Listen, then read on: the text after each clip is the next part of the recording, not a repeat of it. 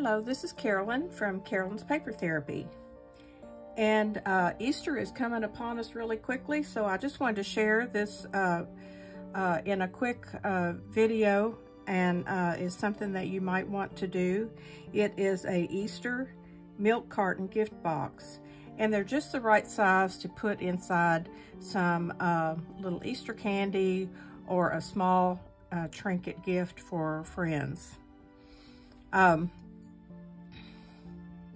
I have shown how to make this box before at Christmas time, but you may have missed it, and so I just wanted to share quickly again. This is how it comes, and you can get this free from Shabby Art Boutique. You just go and go to shabbyartboutique.com and join their newsletter, and when you receive the newsletter, you get a code at the bottom to go into her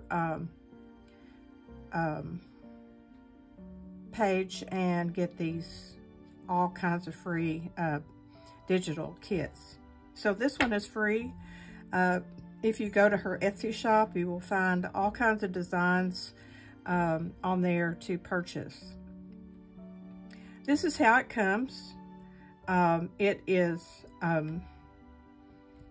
all you do is cut around the edge here, and I have done that.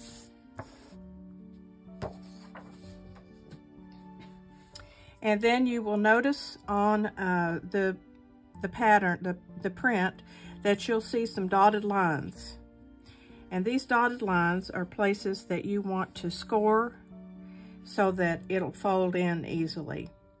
So I'm going to score these areas right quick.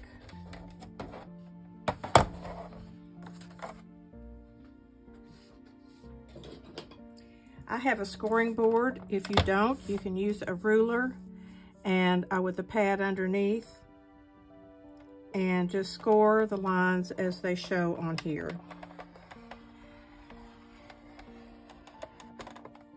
This just makes them easier to fold.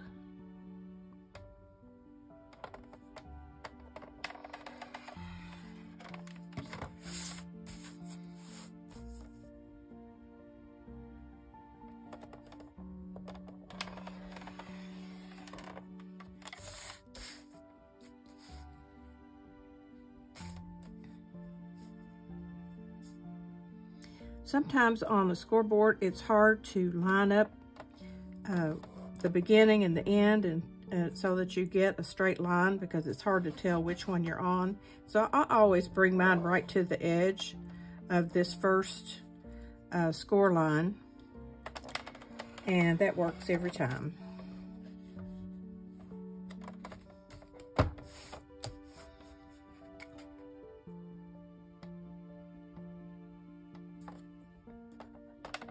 I got busy yesterday and did some gardening. I plant flowers at our local residential hospice center. I do that in memory of a lady who I visited there. She was my first person to visit when I volunteered up there to visit patients. And she loved to sit on the porch, and always had some flowers out there that she had purchased. So anytime I went to see her, she wanted to make sure that the flowers were watered and cared for. So, and then later on, she purchased a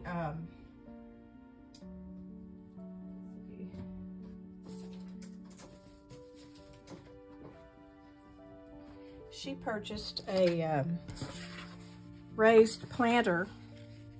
There's some angled lines here that I can't do on that scoreboard, so I'm going to do it with my ruler and just line it up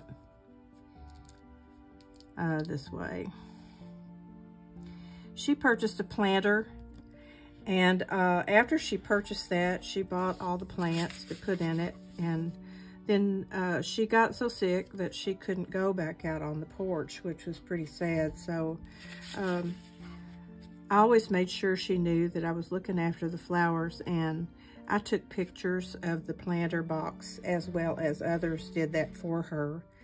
In fact, the chaplain took a picture and framed it and put it on her table so she could always see how pretty her flowers looked.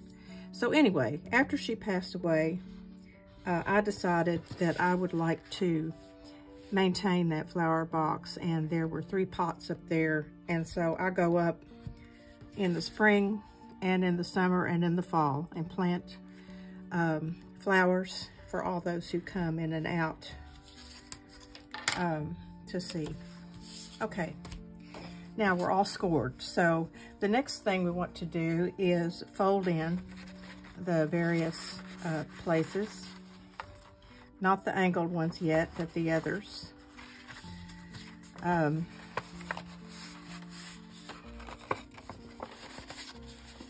So that we can begin to put this together.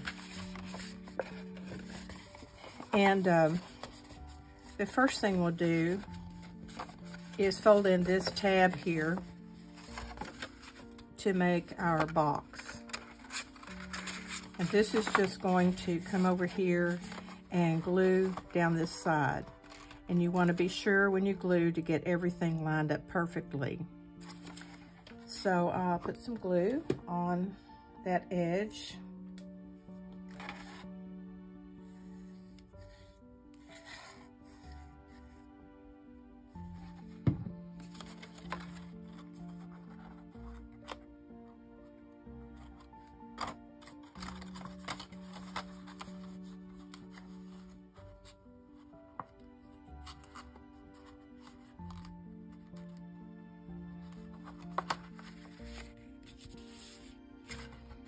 And press that down.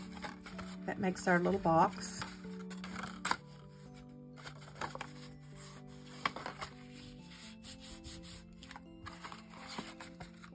Now on the bottom, I folded in the 2 small pieces and then the 2 large pieces, and that will all be glued in place to make the bottom.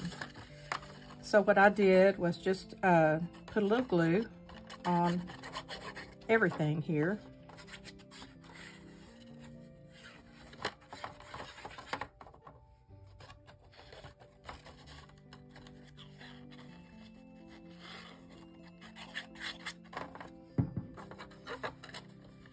And press these down, making sure to square everything up. And then in order to get the inside pressed down, I just used a ruler to mash down that bottom.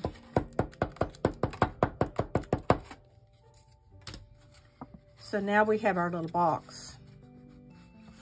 And what you'll do next is press in these angled spots.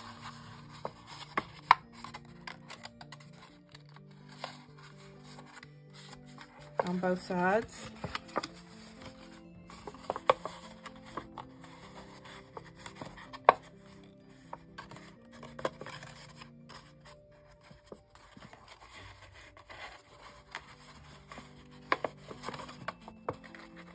And bring these sides together.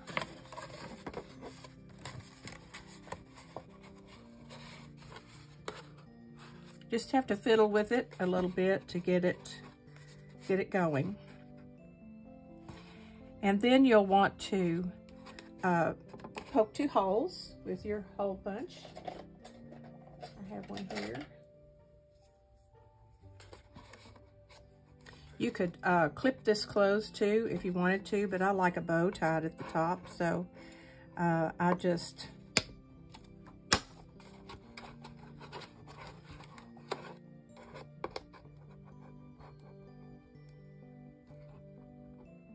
poke 2 holes,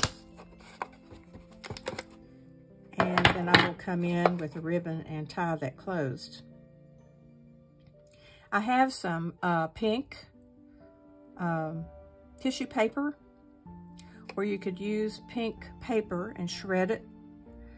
And down inside, I'm going to put, most probably I'll put in some of the little foil covered chocolate eggs down inside there.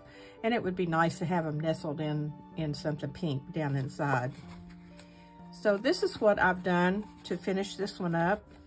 This is a bow tied with satin ribbon that is two-sided so that it's easy to tie and the satin shows on both sides.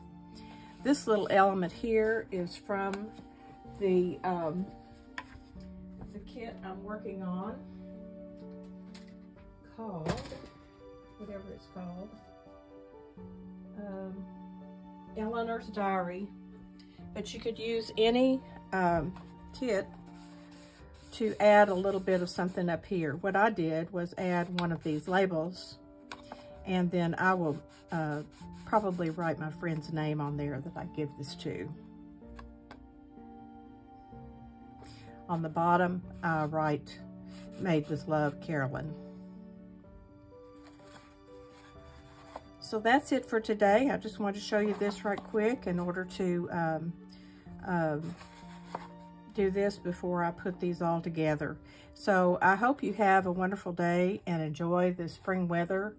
I'm in Kentucky in the United States, and we're supposed to have some really bad weather overnight. And of course, we're praying that that passes everyone by, as there have been some tornadoes in Mississippi and other areas recently.